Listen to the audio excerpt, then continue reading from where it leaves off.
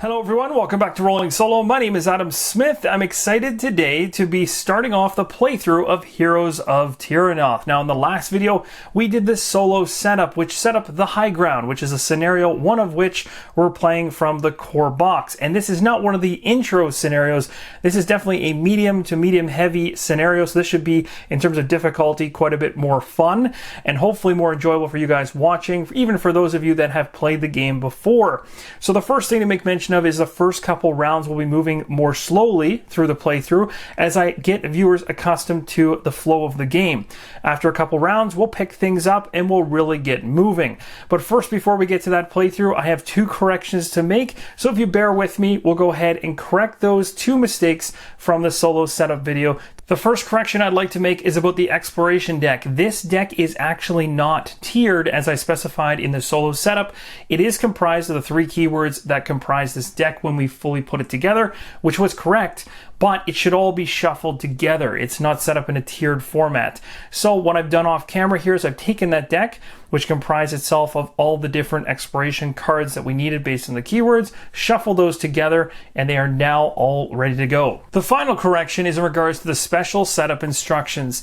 Now, when we were setting this game up in the prior video, I mentioned that the enemies none, or at least my interpretation of that, was that there would be no enemies coming after us or being spawned in the shadows, nothing being engaged with us during the first round of the game. That is not true. What that none is referring to for exploration and for the enemies there in the special setup instructions is that there are no special setup instructions. So it's a lot more simpler than I originally envisioned. And so what we're going to be doing is we're going to actually be engaging ourselves with two enemies. And we know this because the location we started right here has an icon with a red 2. So we're going to have one enemy become engaged with our party leader first, and then the second enemy will become engaged with our second character.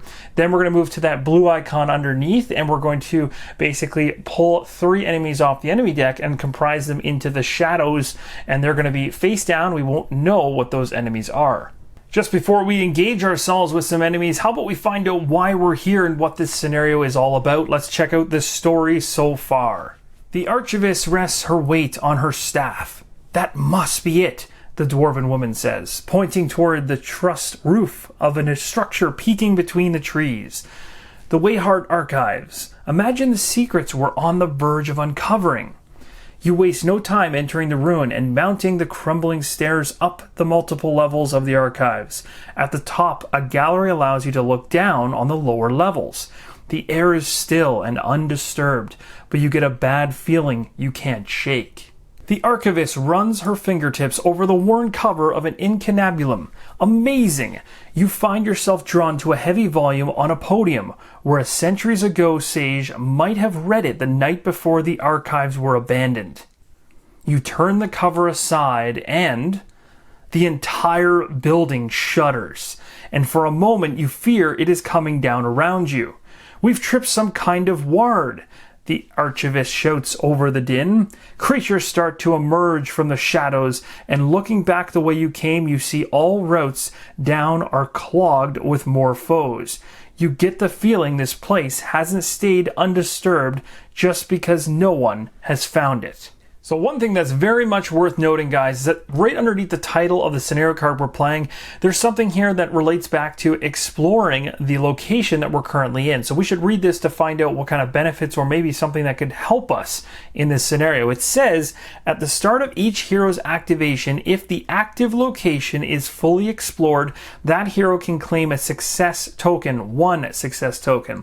While the active location is fully explored, each hero applies a +1 hit and a +1 defense to the results of all actions. So that's huge if we can get this Wayhart Archives explored fully. Now we need 12 on that particular card in order to do so.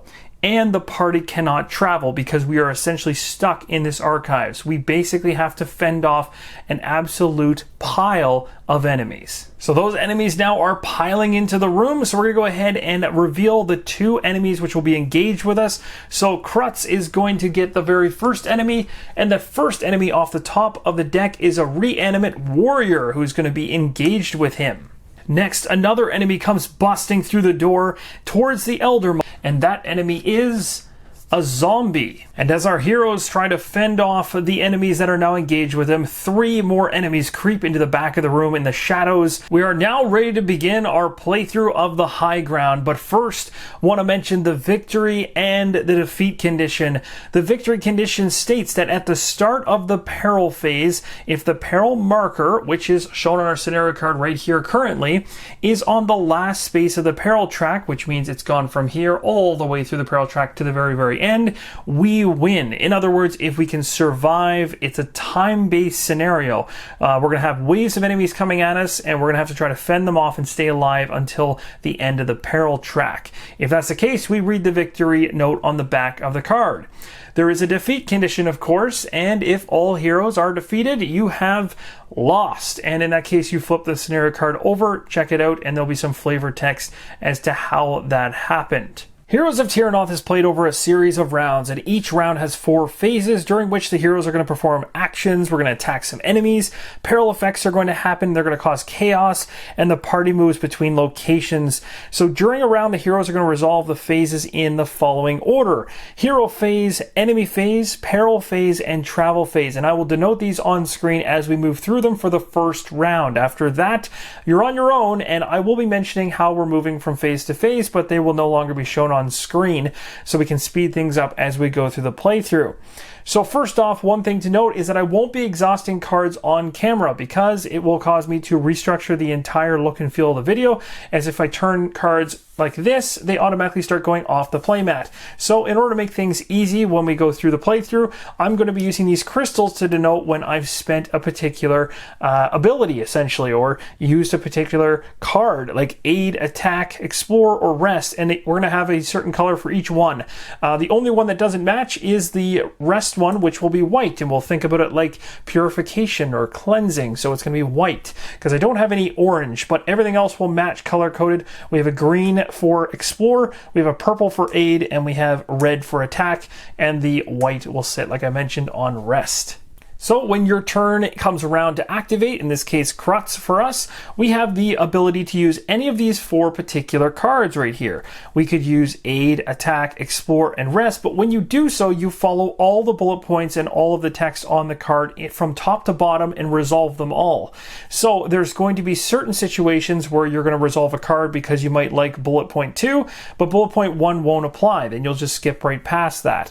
But there's going to be situations where you're going to have to do certain things that you may or may not want to do too early. So for instance, if I chose to rest off the hop, well, that's a card that is much better left for when I've exhausted aid, attack, and explore, because a rest at the very end lets me ready all my exhausted cards back. So it would be kind of silly to go ahead and use this card off the top. But there are situations where if I decided to rest, you can exhaust a minion engaged with you, and that can prevent an attack and actually prevent dice from being pooled up against you, and you'll see how that works. So there are mechanics and there are strategy in terms of which activation card you should use. And also note, you're not just stuck to the 4 cards you have here. This is just your beginning set, and you're going to go ahead and be upgrading these cards as we go through the adventure. So let's start off with Crutz and figure out which thing we want to do first, knowing full well we have a reanimate warrior coming for us. So the nasty thing to note about this reanimate warrior is that not only is it undead, which is just nasty, it has this ability called Shield Bash. Now this will trigger a little later on into the round, but during the round we will eventually get to the enemy phase. And if this enemy is still engaged with me, which it currently is right now, as stated by the location card, which forced it upon me, it will trigger and it will follow its AI, which is Shield Bash and Advance. And we're going to have to follow what those are. And I'll talk to you what Advance is later, but Shield Bash is right there on the card and states if this enemy is engaged with you, which it is, either exhaust 1 activation card or suffer a damage. Not good. So really we'd like to focus on just taking this enemy out as fast as possible to prevent us from having to lose a card a little too early. Now we may not be able to get all the damage we need on it, but we'll sure as heck try. So first off, you'll see here there's a gray area. This is the resistance. So currently a resistance of 0 means there's no defense against our attacks when we go after it, which is nice, going straight through for wounds. And we only need 3 in order to take this thing down. When the enemy decides to hit us back, when it activates, if it does happen to hit us, it will hit us for 2 damage in this case. So I'm going to start it off because it is the hero phase. We don't have to worry about the enemy phase just yet, but it's always good to be thinking ahead. We're going to go ahead in our hero phase here. We're going to activate the cleave ability on Krutz. He is going to whip out those axes and start swinging. So this is going to allow us, first off, it says you may become engaged with one enemy. You might be wondering what that means. Let's clarify that quickly. Cleave states that you may become engaged with one enemy. You may become. So it's up to you, and you can choose to actually have an enemy from the shadows, in this case, become engaged with you, or you can actually help out your partner by taking their engaged character and bringing them over to you. So I could take the zombie off the elder monk that we have with us, off my healer. So I could choose either one there, and that's actually a really interesting situation. Now, what I really like about this is the fact that I can combo this smartly with my ability from my character here, which says, after resolving your attack action, for each enemy you defeated, choose one enemy engaged with you, and the enemy suffers 1 damage. So it would make a lot of sense right now to actually help out my healer by pulling the zombie away from him, because if I happen to attack the reanimate warrior and I kill it, the bonus is that I'm going to be able to go ahead and make 1 damage hit against the zombie, which just happens to have 1 damage, which would be perfect. So I'm going to do just that. We're going to grab and engage the zombie off the elder monk. All right, I'm certainly a lot more excited for this attack now. So we're moving into the second bullet point, which is attack, which is an action, and we're going to be rolling 2 white dice. Now let's explain what these dice do, because you probably haven't seen these yet. So what we have here at the very top one is a success. We want successes. Success help us take it hits against the damage of the particular enemy we're choosing to target. So in my case, I'm going to choose to target the reanimate warrior with this attack, hoping that my ability will spill the extra damage over to the zombie as well, killing both of them if I get super lucky. So we need successes in order to do that. You can potentially get 1 success, you can potentially get 2 successes, or even better, you get a critical hit, which is even more exciting, because this critical hit allows for counting of a success plus the reroll of the same die. So I could count this as 1 if I happen to roll this, and I just reroll it again. And boom, I get another success. So I get 2 successes for the price of 1 die. If I keep rolling criticals, I can keep rolling this die and keep adding 1 to it as long as I want. There is no limit. That's what makes it really exciting. Other things you can roll on the hero die is shields. And obviously shields are defense. Defense blocks hits from enemies. So that kind of begs the question, how do enemies get involved in all this? Well, every time you do an action on one of these cards, which you can easily see by the bold text on each of the cards. So aid, this is an aid card. It says right up here, keyword aid, keyword action, keyword explore, keyword rest, and they're denoted down below as well. As soon as you do one of those 4 things in your list of things to do once you activate a card, you're going to grab your hero dice as specified by the number on the particular card. So in my case, attack 2 using 2 hero dice. Then you're going to take a look at the enemies engaged with you, and for every enemy that is engaged with you that's in a ready state, in other words, it's not exhausted like this, you're going to give it a black die. So basically 2 dice are going to come in, 1 for each of these enemies. If one of these enemies happen to be exhausted, only 1 die would be coming into this combat. But for me, because I pulled everything towards me and they're ready, I'm going to have to roll 2 dice that are black and 2 dice that are white. So wish me luck as we go into an attack here.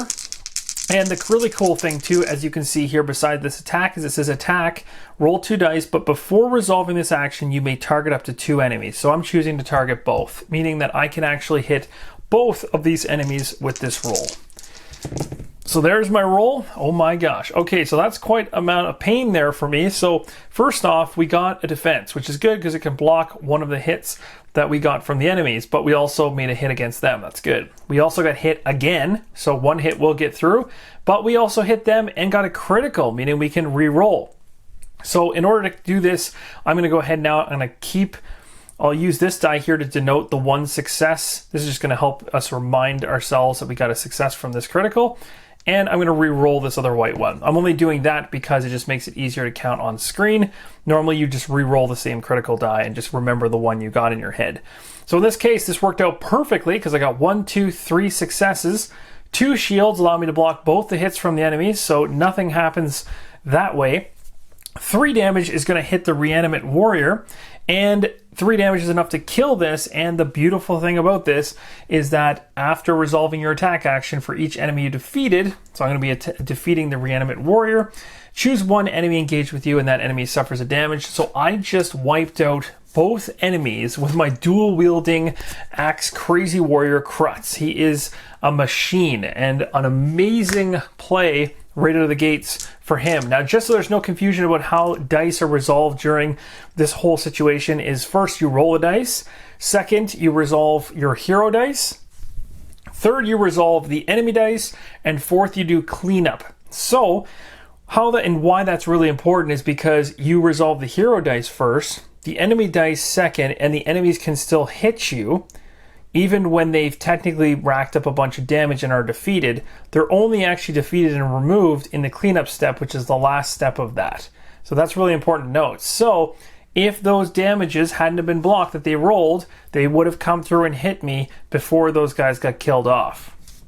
Now we're going to go ahead and activate our Elder Monk. Just so you guys are familiar with the ability it has, it says during your activation, when another hero recovers one or more wounds, you recover one wound.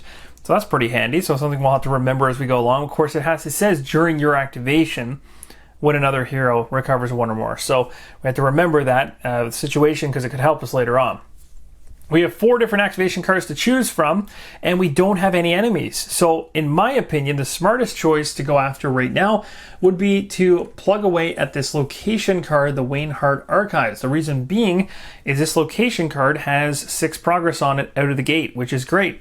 We're playing 2 characters solo, and it said we started this particular location with 6 progress already on it, meaning if we can get to 12, and we can do that by using the Forage activation card, which I will definitely activate here, we roll an explore or 2 explore dice, trying to get successes to pump up the progress tokens on this card. If we reach 12, we get to cash in on the ability here from the high ground we read earlier at the very top there that says on every each hero will apply 1 success and 1 defense to the results of all actions. That's a huge benefit that we'd really like to have.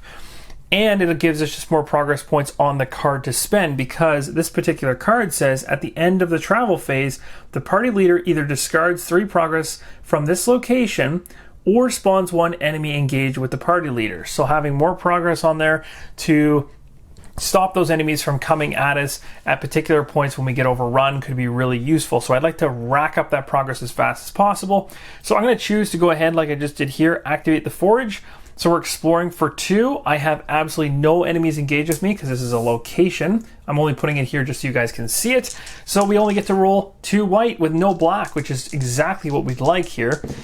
And that'll do. We got ourselves 2 successes. The shield is utterly useless here in this situation, but we are pushing ahead with some progress on our quest. So now this is up to a total of 8, which is not bad at all. And that is going to do it for the hero phase. So now we're moving into the enemy phase, and during the enemy phase, each readied enemy is going to activate. And when an enemy activates, it may move to a different position, it could attack a hero, or it might resolve other dangerous effects. And then after it activates, the card is exhausted.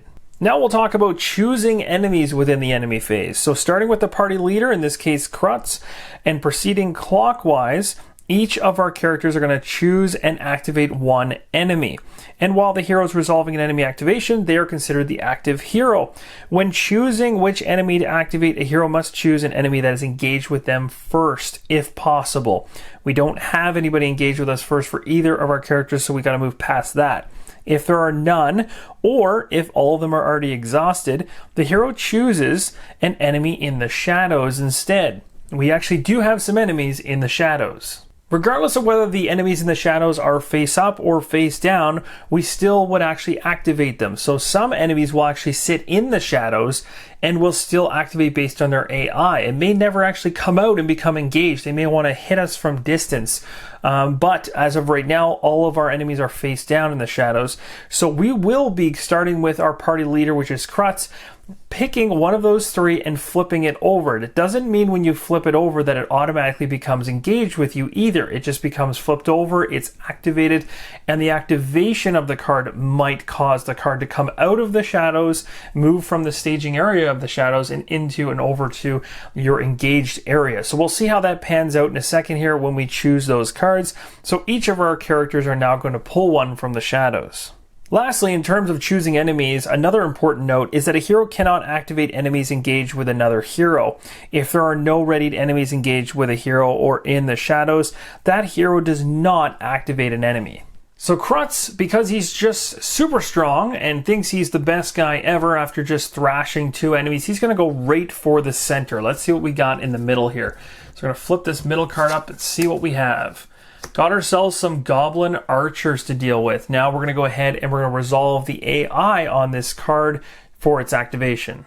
So the goblin archers are going to begin here by starting with aimed shot. It says if the enemy is in the shadows, the hero with the fewest engaged enemies suffers 2 wounds or damage. And the worst part about this is that both of my characters actually don't have any engaged enemies, so technically we get a choice as to which hero we'd like to have this hit come towards them. And for me, I think I'm going to give it to the Elder Muck, which is our healer. And I may have called him an Elder Monk earlier, but it's actually MOK. And his ability says during an activation, when another hero recovers 1 or more health or from damage, you recover 1. So I think I might be able to get it back on him more easily. So I'm going to go ahead and I'm going to take the damage against my Elder Muck. So it's going to be 2 damage. So I'm going to do that right now. I'm going to take 2 damage and I'm going to place this over to the right on our Elder Muck, which is too bad. He's going to take a hit. He does have 23 total health, so 2 hits shouldn't be too nasty. And now we're going to move over to retreat. Retreat triggers now, and retreat states the enemy resolving the keyword is placed in the shadows, and it's already in the shadows because it was just activated from the shadows. And this is where things can get interesting in terms of activations versus engagement and all that good stuff. In this particular case, because we're resolving the AI and this monster already is sitting in the shadows, this retreat can be ignored because it's already there. What it's really doing is it's stating that if at any point in time my heroes pull the goblin archers out of the shadows and become engaged with them and try to hit them and hurt them, on the activation of the goblin archers, if they're still alive when it comes around to the enemy phase, they're going to take a pot shot at somebody, then they're going to hide in the shadows, they're going to run back to where they are currently, and then they're going to inflict next. So that's where it'll actually come into play a little bit more. Currently right now, retreat actually does nothing, doesn't change the game state at all. Next up is inflict, and inflict says the hero engaged with the enemy who is resolving the keyword suffers a number of damage equal to that enemy's attack value. If the enemy is in the shadows, the active hero suffers the wounds. So basically all inflict boils down to is the fact that it's still going to be Krutz either way, because Krutz is the active hero right now in the enemy phase and technically the party leader as well. So regardless, Krutz is taking this hit. Inflict would just see situations where the party leader and the active hero are actually different in that particular time frame. And it might be here in a second when we move over to the Elder Muck. When he activates, then that situation would actually be different. But we won't worry about that until we run into it, because it might cause some confusion. So what we're going to do also is I'm going to clear up the fact that I have been using wounds and damage interchangeably in terms of my terminology throughout the playthrough, so don't worry about that. The actual rulebook states that it is considered wounds. I may say damage because a number of other card games use the term damage as well, but there's no difference between damage and wounds in this particular game. So sadly, Krutz is going to take 2 hits from the archers from distance in the shadows. And now we move on to the Elder Muck, who's going to activate an individual from the shadows. So we'll pick the one that's on the farthest right.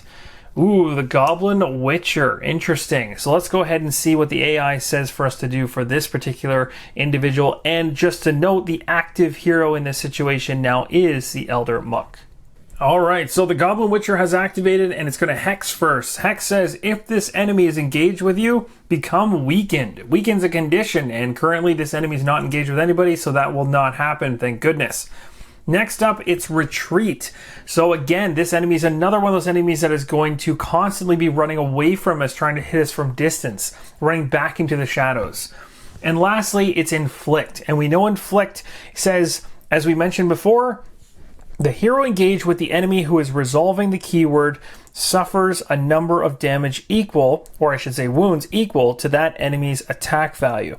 If the enemy is in the shadows though, the active hero suffers the wounds. So in this case, this is where the Eldermuck would actually take the damage from this attack, and it would be 1 damage. So we already have 2 damage on the Eldermuck, and now we can just take one of these 1s, flip it over to a 3, and it has a total of 3 damage on us now, which is not good.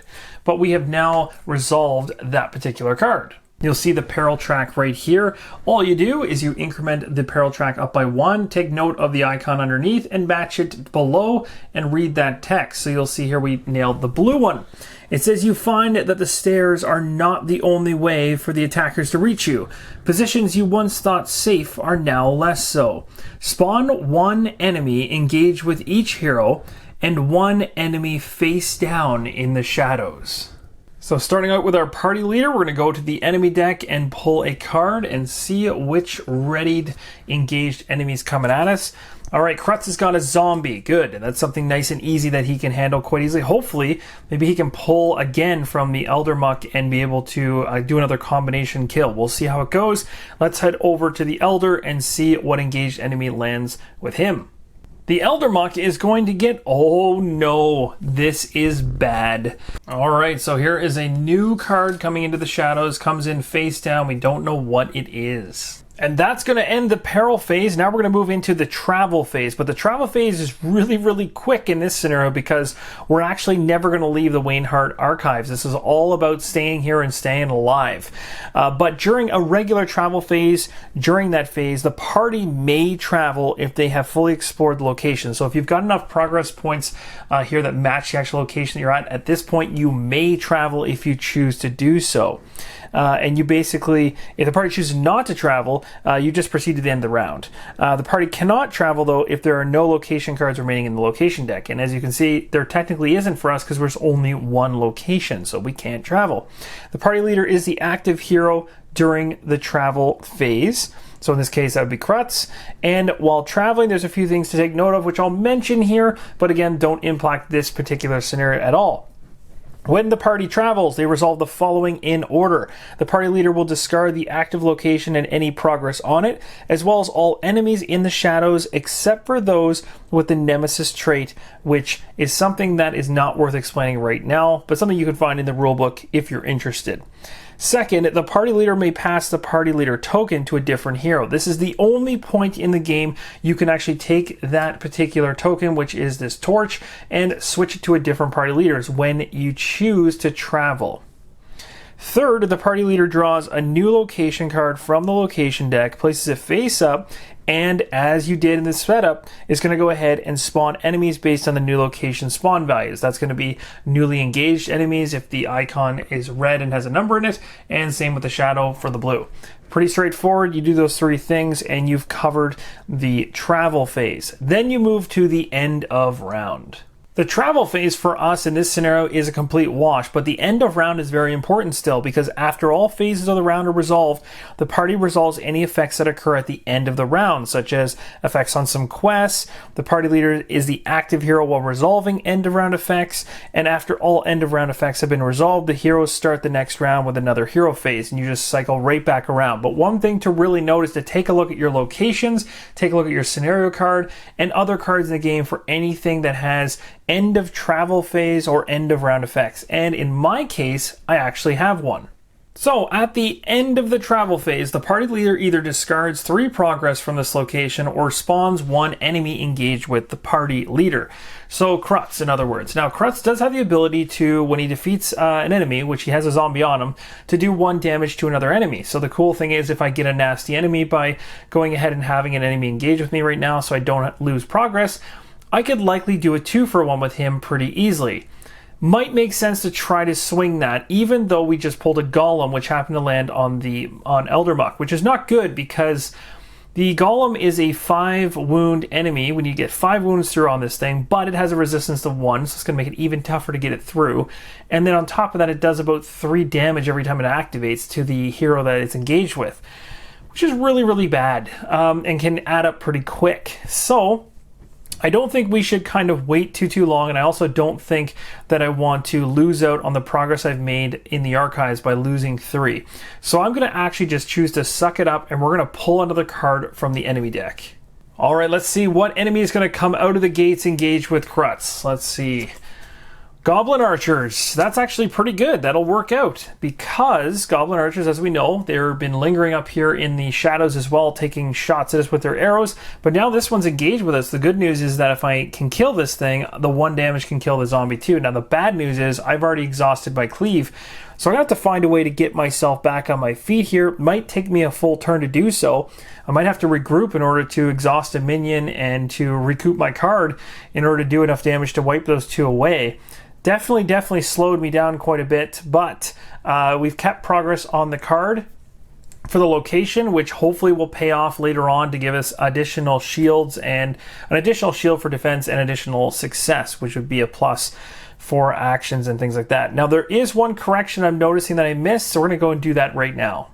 What I missed was actually drawing and resolving an exploration card that I should have done when I foraged with my Elder. So we definitely want to do that, and I don't want to forget it because it could give me something useful for the next turn. Again, it doesn't impact anything right now because most of these exploration cards can't be used until it's my actual turn anyway, but I wanted to catch that and let you guys know that I was watching for that and did miss it, but I have caught it before we went into the next round. So the card we get from the exploration deck, which looks like this, is the Wanderer's Stone. It says you may discard this card when a hero is resolving his or her explore action. Actually, that's perfect because that's kind of what we've been trying to do. And if you do, apply +1 success to the results. Nice.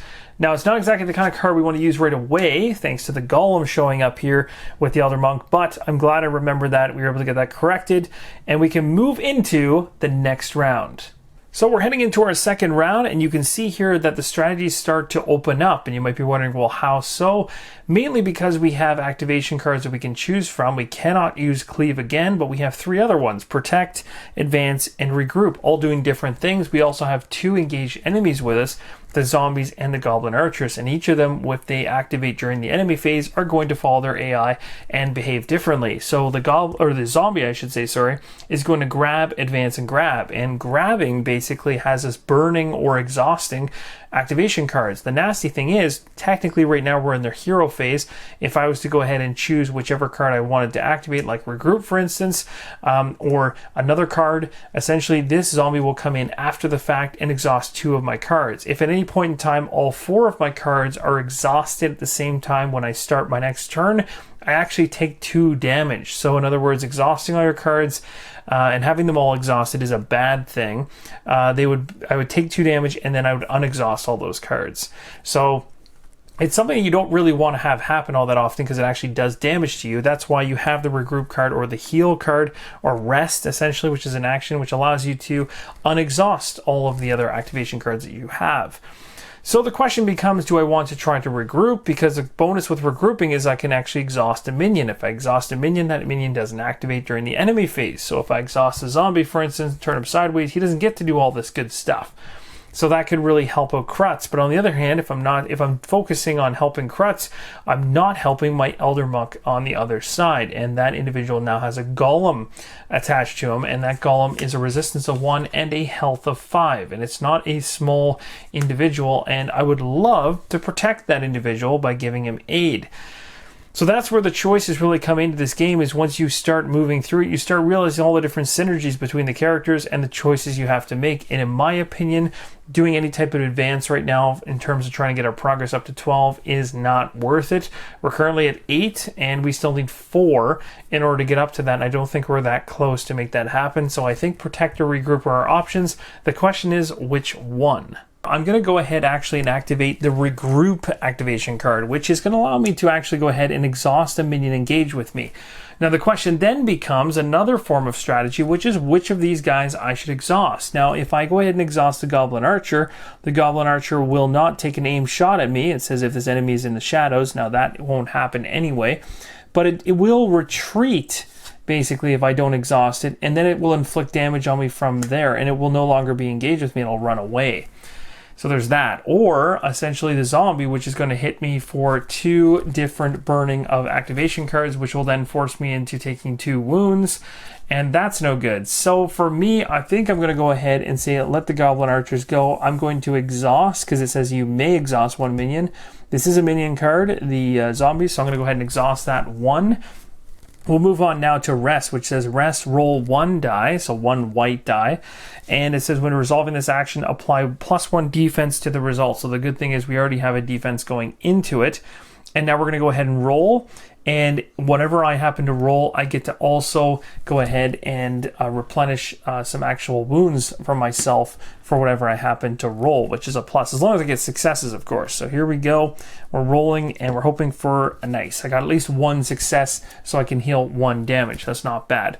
So 1 damage has been taken off Krutz, and now he's at a total of just the single 1 left on him. Moving along, we're going to go... Oh, and actually my mistake here, because we still currently have 1 engaged enemy with us, we have to always remember to roll that black die. So at this point, I should have rolled a black die along with the white one, but we got a blank anyway, so it didn't work. It worked out perfect for us. So that'll go away. And the shield that we would have gained from the rest is pointless because we rolled a blank on the enemy, which was the only one that was in the ready status. Next, it says, if all of your other activation cards are exhausted, you get to claim a success token. The cool thing with that is if you're strategic and you have gone ahead and regrouped at the right time, meaning all of your other cards are exhausted, meaning that we actually have these tokens on all these other ones, then we gain a success token, and that would give us a free success towards another roll in the future.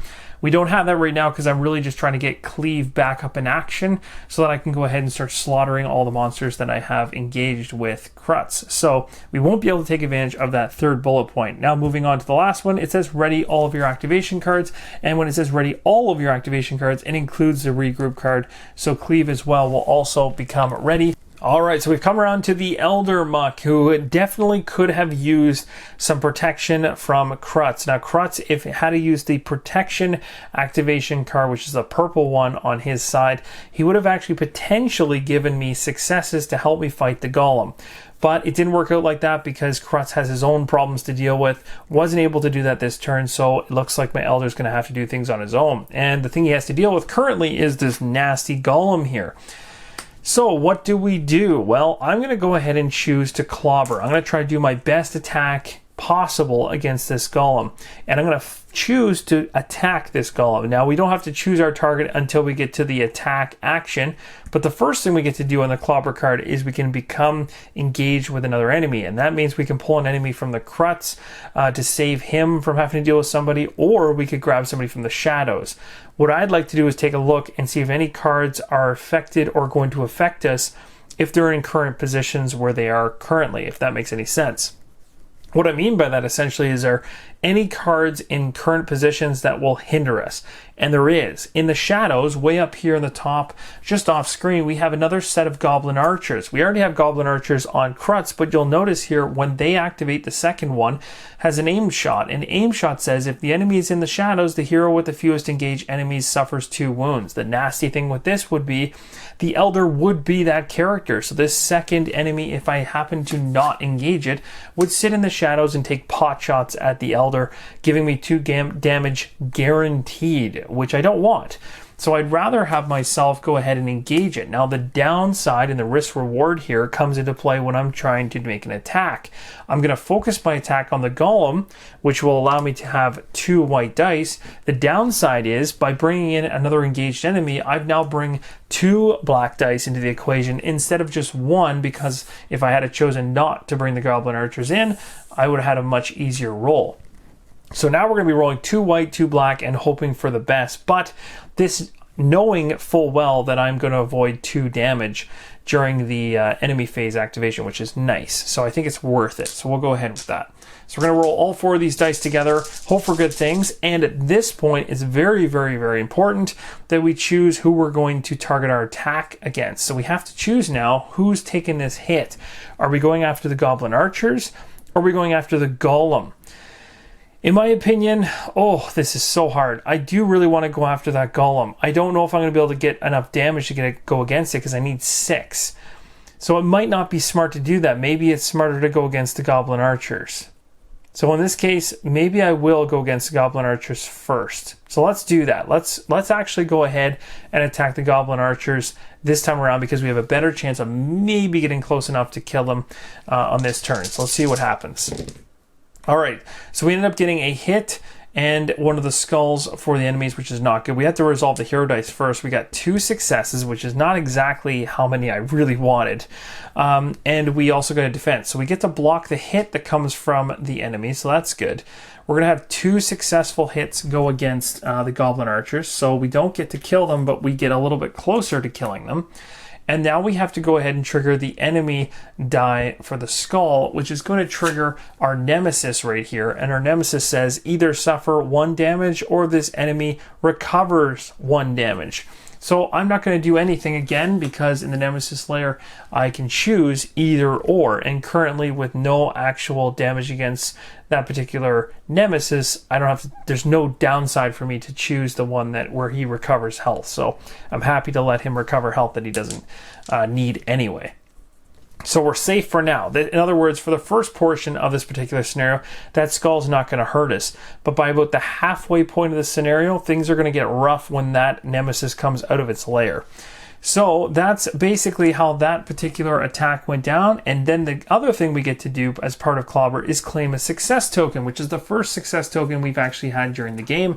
And the Elder Monk's going to get this, and this will really help out later on, as I can have up to 5 of these success tokens on each of my characters, and at one particular time I can use up to 2, which is really cool because it's going to enhance how many actual successes I'm going to get on a particular roll when trying to take down some of these enemies. So at this point we've now finished the hero phase. Alright, so now we come around to the enemy phase, and the very first thing you have to do during the enemy phase is take a look at your party leader and see whether or not there's any engaged, readied enemies with him, and there definitely is here. We have the goblin archers. So the first thing on the AI card for the goblin archers says aimed shot, and it says if this enemy is in the shadows, the hero with the fewest engaged enemies suffers 2 damage. Good thing it's not in the shadows, it's actually engaged with me, so I can skip that. The next thing it's going to do is retreat. It's going to run away from me and no longer be engaged with me. And then from the shadows, it's going to inflict. And if we remember what inflict does, which I'll reread, inflict says the hero engaged with the enemy who is resolving the keyword suffers a number of wounds equal to that enemy's attack value. But currently, it's not Krutz because he's back into the shadows. However, it says if the enemy's in the shadows, the active hero suffers the wounds. So it is actually Krutz that takes the damage, and the damage in this particular case is going to be 1 point of damage. So we'll just go ahead and we're going to tick up the point of damage on Krutz now to 2, and that's going to resolve all of the engaged enemies with Krutz. So now we're going to move over to the Elder Monk, and we're actually going to choose one of the engaged enemies with this Elder to activate, and I'll choose to go ahead with the Goblin Archers the same. So aim shot again will not do anything because I'm currently engaged and they're not in the shadows. Good news. The next thing this will do is it's going to retreat into the shadows, and then from the shadows it's going to do its inflict, and this inflict is going to inflict damage on the active hero in the end, similar to what the other one did when Krutz was the active hero. So in this case it's going to be 2 damage on this particular Goblin Archer, because this Goblin Archer is actually more vicious than the other Goblin Archer that we had against Krutz, and this one is going to hit for 2. So we're going to have 2 damage sailing through, which is actually pretty nasty because now we're up to a total of 5, which is not so good for our healer. That's going to resolve another individual, so we can go ahead and we can actually tap these ones sideways, and that's the best thing to do after activating each one, because you're going to go through all of these enemies until they're all exhausted during the enemy phase, and then we're going to move forward. So now we head back to Krutz in order to activate the next enemy. Alright, so here's where things start getting fun with the enemy phase. Now we have to first check with Krutz, going back to Krutz, whether or not there's any engaged monsters that are readied. And currently we haven't exhausted one that we already dealt with first, so there's nothing else beside him that's engaged. So then we move to the shadow area. Once you're in the shadow area, you can choose whether or not you want to flip up one of the shadow cards or you want to actually activate one of the cards that are face up. It's your choice.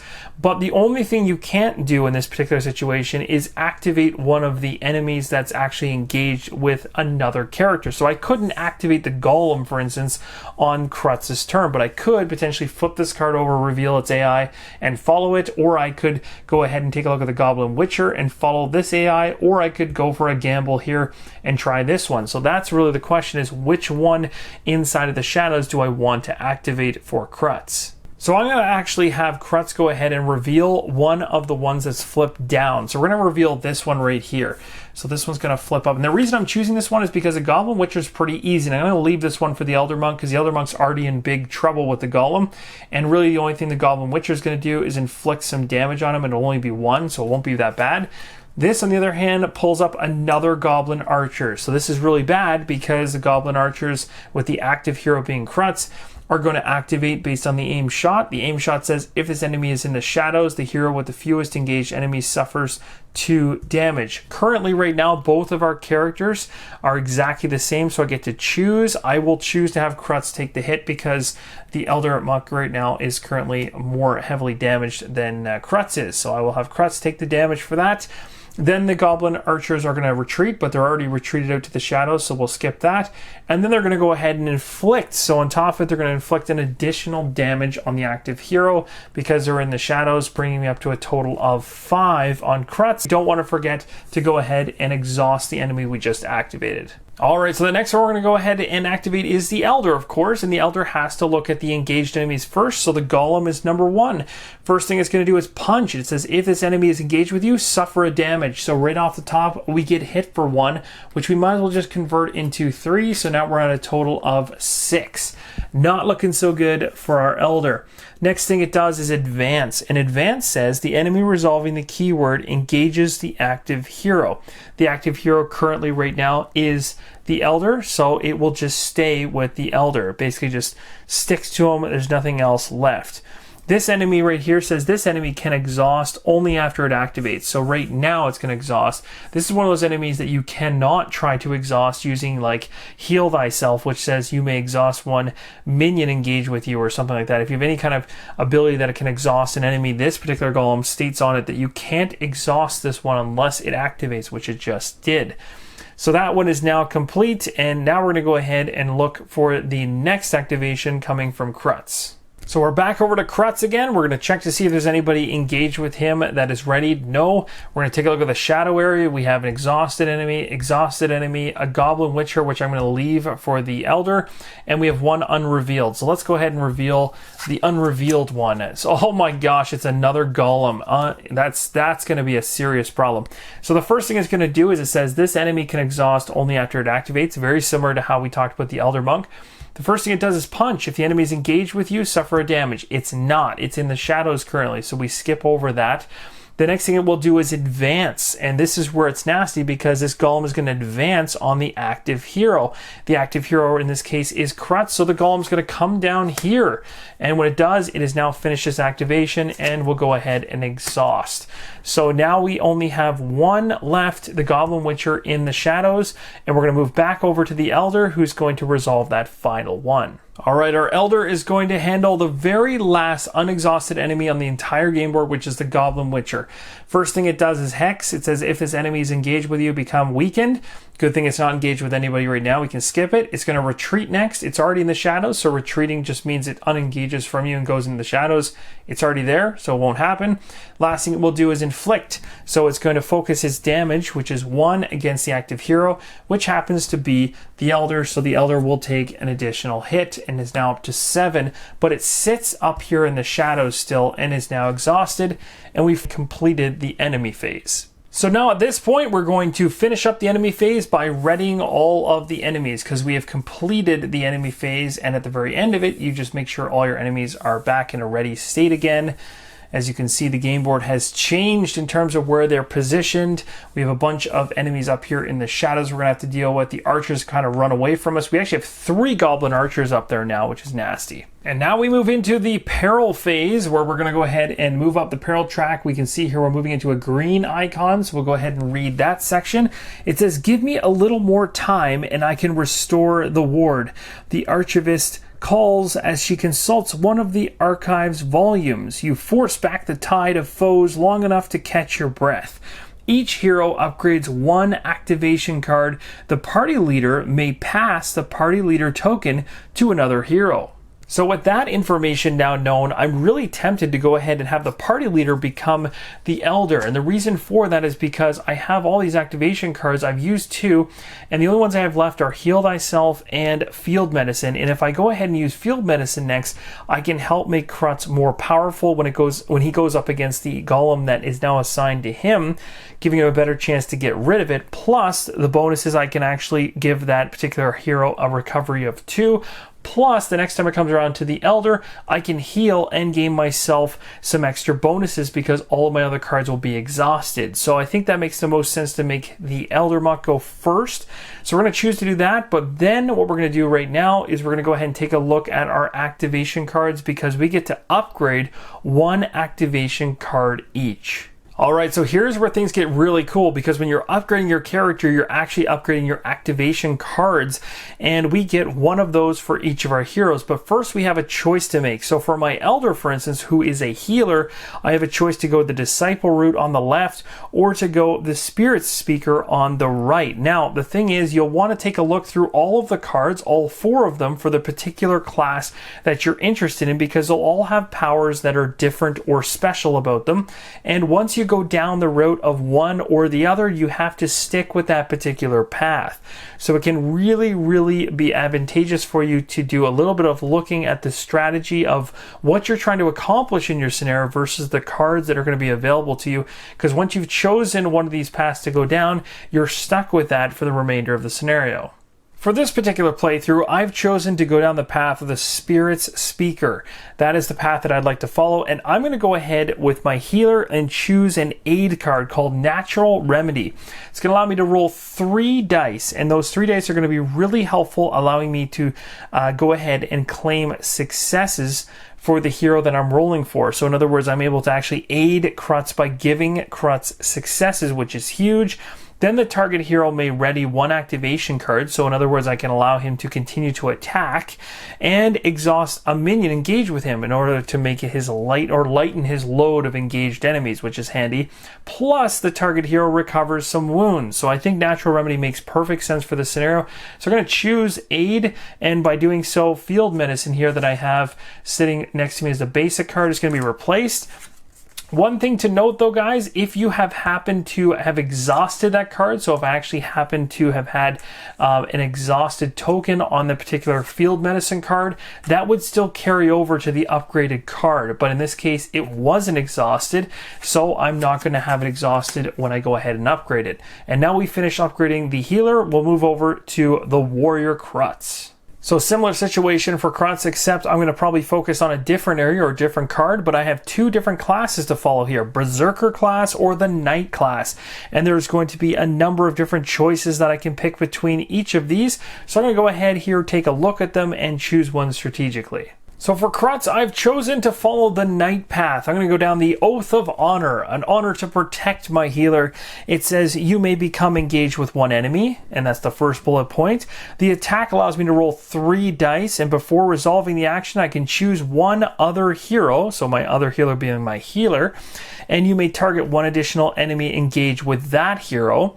If that hero has 2 or more exhausted activation cards, I get 2 additional successes and a defense to the results, which is huge, especially right now.